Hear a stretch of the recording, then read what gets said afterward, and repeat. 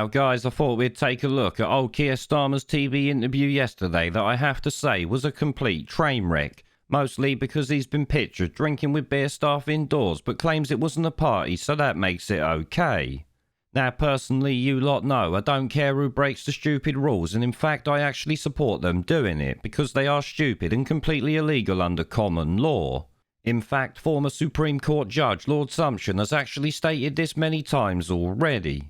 Now, back to Starmer and his interview. He is obviously on here trying to ride the wave of hate against Boris Johnson, thinking it will get him in Downing Street. It bloody won't. And in fact, after this interview, I'm pretty sure that is going to be the case for a long time yet. You've broken COVID rules. No, I haven't. So what is that photograph that a lot of people will have seen? It's been on the front pages. It's taken last year, end of April, beginning of May. Just explain what that was. Happily.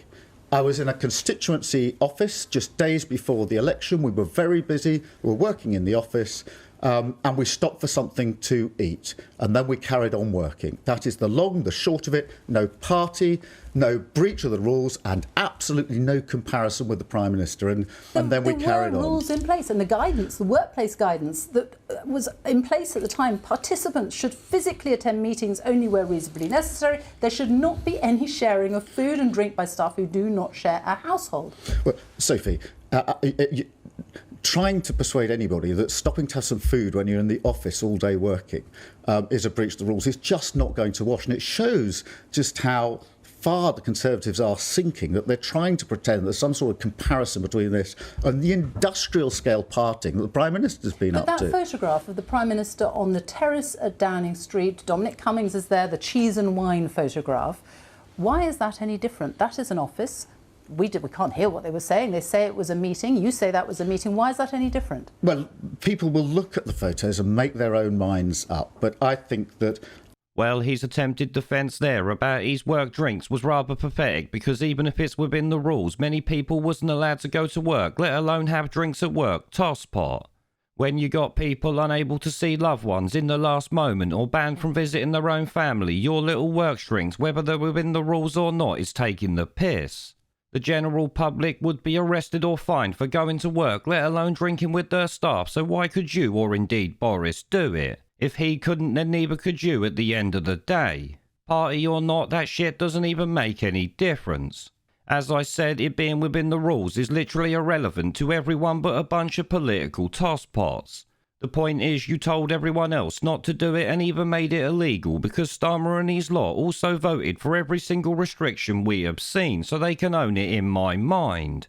And in fact, he more than owns it. In this next clip, he actually boasts about bringing in jab passports, Plan B, and how he made it possible.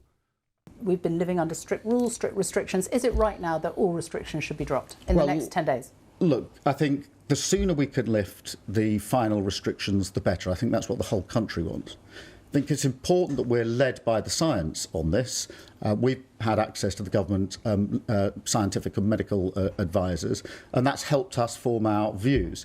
I hope those restrictions can be lifted as soon as possible, but I want them to be lifted because the medical science says they should be lifted, not simply because the Prime Minister's in a real mess and he's desperately trying to get out of it. So if it's the right thing to lift those restrictions, we will vote to lift those restrictions, but we'll be led by the science, as we always have been, not by the politics of propping up a broken Prime Minister. Do you accept that the Prime Minister was right not to bring in restrictions in England before Christmas? Well, he did bring in restrictions. He brought in Plan B.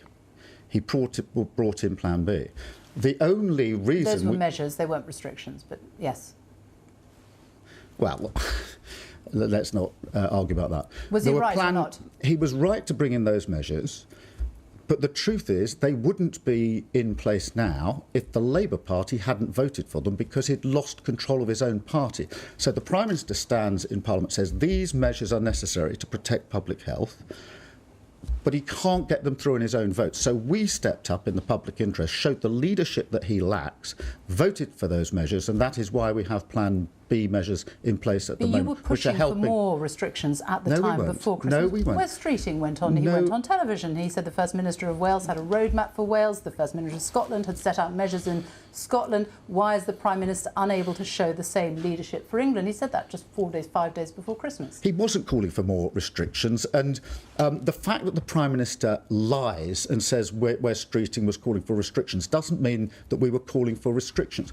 We had access to the government experts, we discussed the evidence, and we voted for the Plan B measures because it was in the national interest to do so.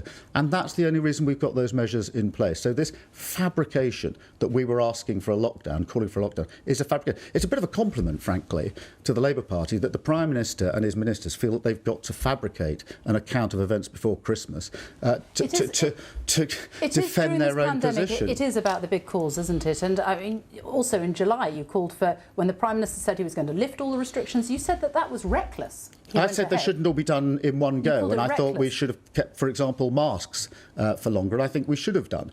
But look, those measures, those Plan B measures, are only in place because the Labour Party stepped up and acted in the national interest. The right thing to do, according to the evidence. Yep, you heard him right there. He's proud to have made England a Papers, Please society, and while Boris Johnson tabled the measures, it was Labour who made it happen.